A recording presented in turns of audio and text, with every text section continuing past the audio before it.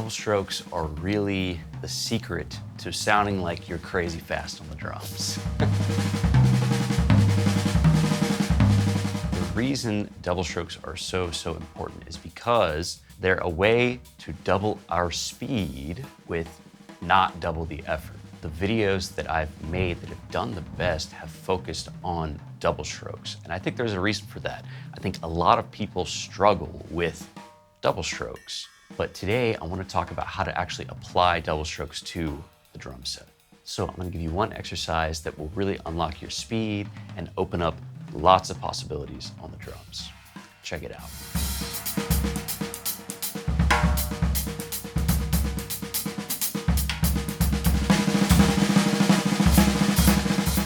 Okay, so you've heard of the grid accent pattern before, right? Basically take any grid. For the sake of this video, we're going to talk about 16th notes and place an accent on each one of the subdivisions of that grid.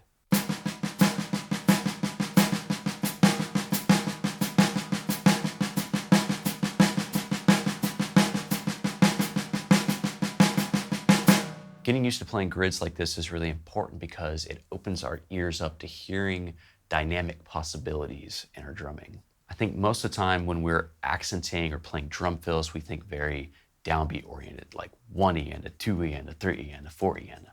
But getting your ears to hear the E's, the ands, and the uhs is really important, and it opens up a lot of possibilities. And so even with just this simple accent grid, we can improvise within it to get some really cool sounds.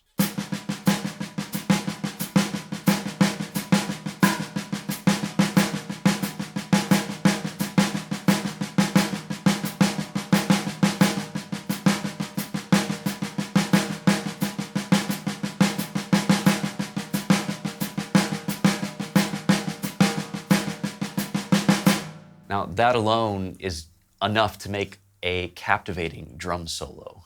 And I haven't even talked about orchestration or substitution or unisons, the cymbals and the kick. There's so many, that's the cool thing about drums, is there are just so many factors that you can multiply together to get endless possibilities. But how do we take this simple grid accent pattern and turn it into this fast moving around the drums type of sound? Double strokes, that's the answer. So take that accent pattern and all the notes in between your accents, we're going to play double strokes instead of single strokes. We're going to start very slow with this because double strokes are tough to wrap your head around at first. So we'll just start with that first accent in the grid. We'll play one measure of regular grid accent, then the next measure, we're going to put those double strokes in between the accents.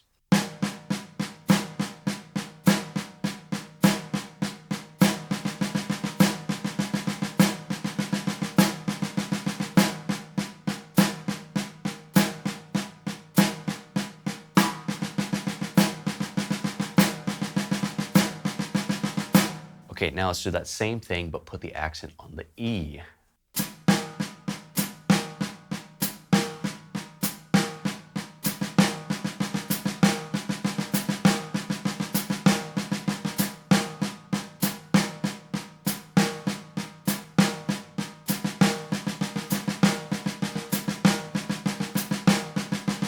All right, next we're going to do the same thing, but place the accent on the and.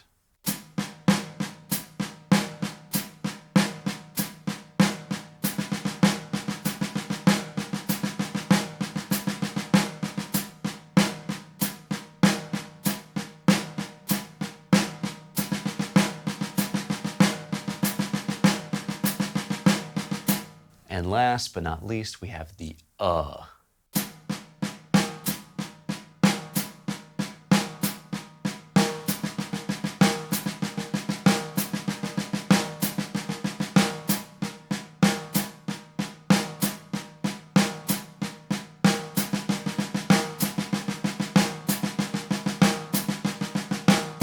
Okay, now let's just all the way through play double strokes, but we're going to cycle one measure each per accent on that grid.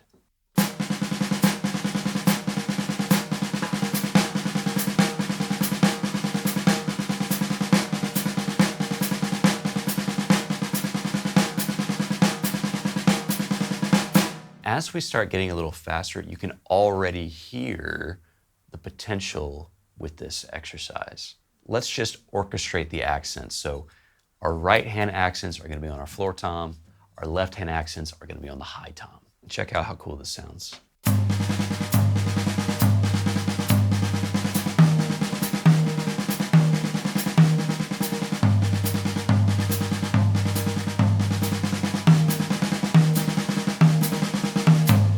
That right there is drum solo material.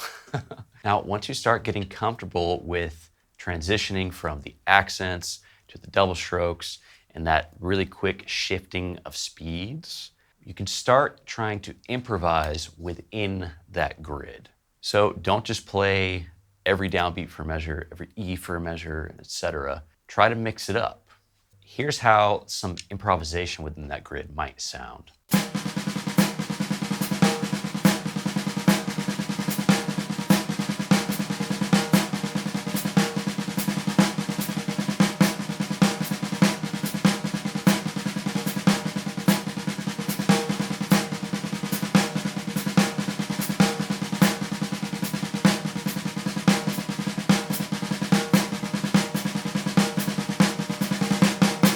Try to come up with catchy rhythms that you might be able to sing a melody to, right? Da da da da da da da da da da da. Rhythms like that are going to be really catchy to the ear of the listener. We don't want to be too random, right? There's got to be some intention to those accents within that improvisation. Okay, next, let's try orchestrating some of those accents. So start off with just the simple orchestration. Right accent on the floor tom, left accent on the high tom, but improvise within that framework.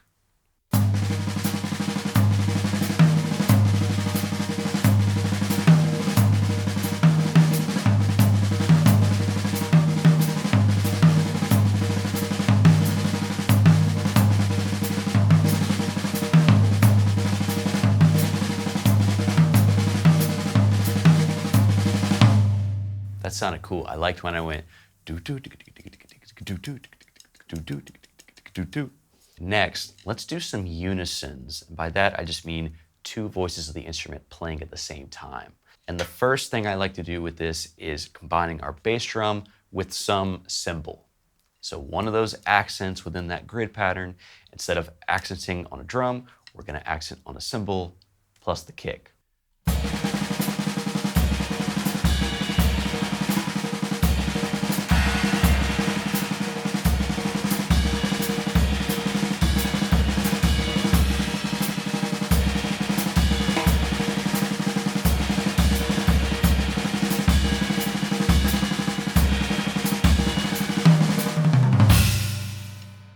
That's such a drum solo-y sound.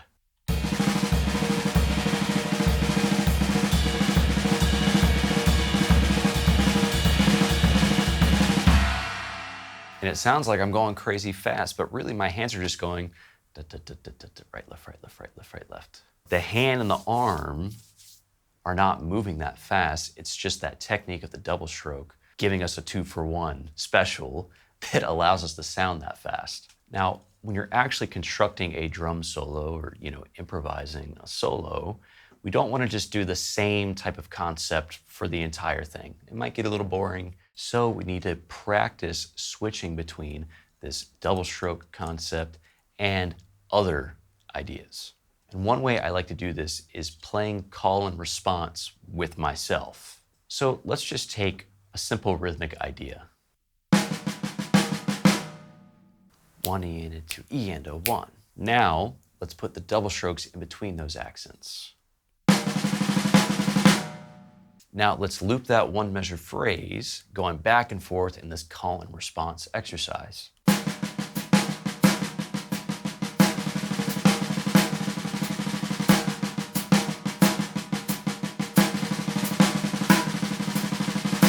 I like doing this in this call and response nature because it helps build the arc of a solo. So let's take that same idea and develop it even further.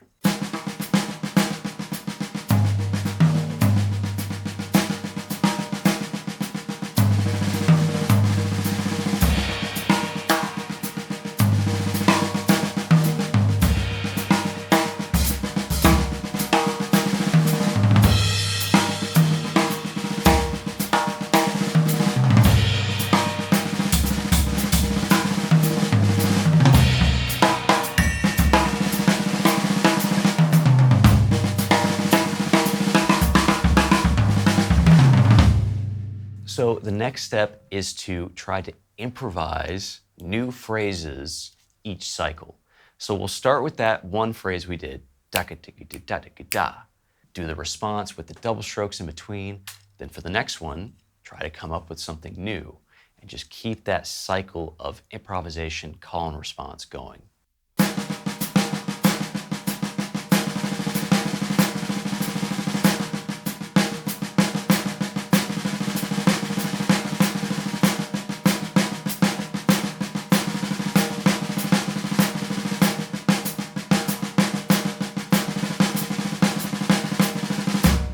So practicing within this call and response format is going to be really helpful for developing new ideas throughout a solo.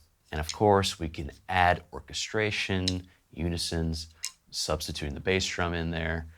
We get all kinds of possibilities.